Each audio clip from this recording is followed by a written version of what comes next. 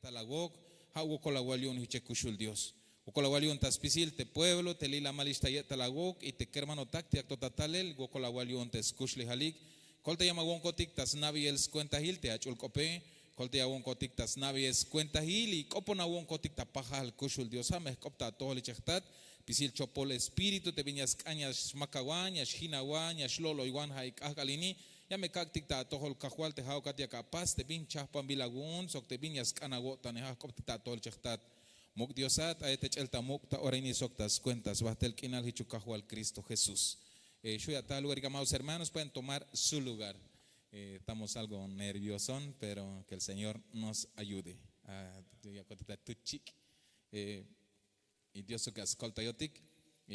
Copontic mete Dios amado hermano, te contra ya mezcan yas ochtalel, yas paste yatel, yas hinawan, hana shahnatik te vina yal te scopta Dios, te contra avanti yas paso yas le o ya wokolihuk te tuminchihe ha te yas sak te kanan tuminchihe. Te cala las ochta wokol te kanan tuminchihe, si te scopta Dios, te tuminchihe tike, ya meshlok ikta ahnel shi. El enemigo tan astuto, amado hermano, que cuando él quiere desbaratar al rebaño, lo que hace es atacar al pastor de las ovejas. Para que cuando el pastor de las ovejas ha sido atacado, las ovejitas puedan ser fácil o pueda ser disperso.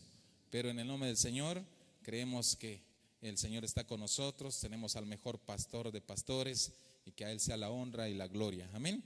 Ya aquí el tikval huncha versículos cop Dios amado hermano te 20 ya algo te cop Dios hasakubek en la línea vaya el scoblal tayo tan Dios te gnastike la ich nopel washa que wan akal te la yakta nopel te halwan un Dios te banti ayal te ay chamel te yasakot a te nahe te ay chamel te yashko tayutil na te mavaya tastic ta ilel te celta mava chamelo kilel pero te me pastic analizar detalladamente jajun chamel chite te scopte diose